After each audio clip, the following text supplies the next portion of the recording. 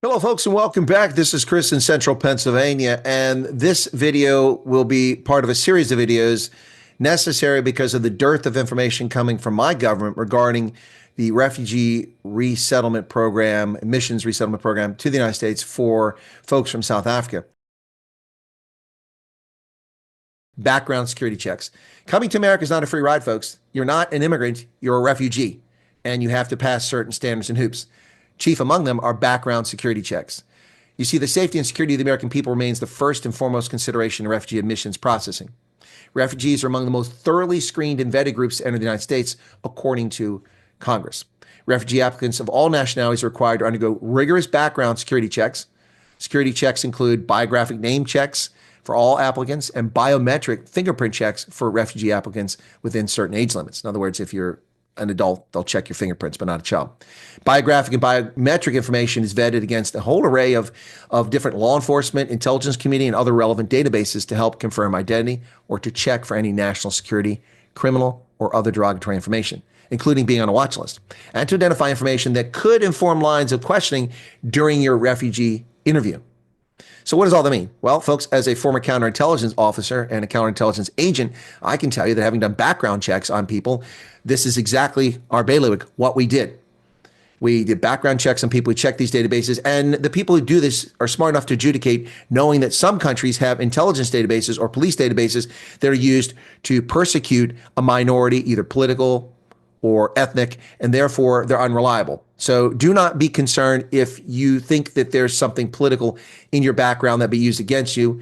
The agents who review this, the officers who evaluate, adjudicate this are intelligent enough to understand that. And you can also make that point in your interview. Listen, I was arrested at a protest because I was in this party on that date, and therefore I have a criminal record. So as an example, refugee applicants must have all required security checks completed and fully addressed by the U.S. government to our satisfaction prior to an applicant's admission to the United States as a refugee. Also, while you're undergoing this process, these folks still check in your background and try to improve the process. So keep that in mind. So the purpose here, folks, wasn't to frighten anyone off from applying for refugee status. If that's something that interests you and you feel that you have been persecuted, you can prove it, or you feel persecuted. No, the purpose of sharing this with you is for full disclosure. The United States has a responsibility to protect its citizens, something the previous administration failed to do by leaving our borders wide open and letting people pour in this country.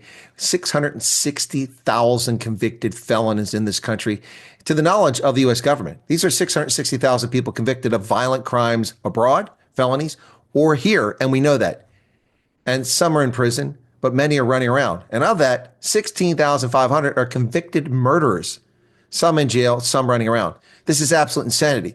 So you can understand why the law is set up and it's supposed to protect Americans from this onslaught. We welcome people who are persecuted or fear persecution, but we do not want your criminals. Keep your murderers, your rapists, your pedos, your assaulters, your wife beaters, keep them back there. They're not entitled or eligible for entry into the United States. And that's the bottom line here. That's why this security background check is necessary. Again, as I said previously, if you have been a victim of political persecution, it's not unusual for databases to have your name in it when you've committed no crime being set up.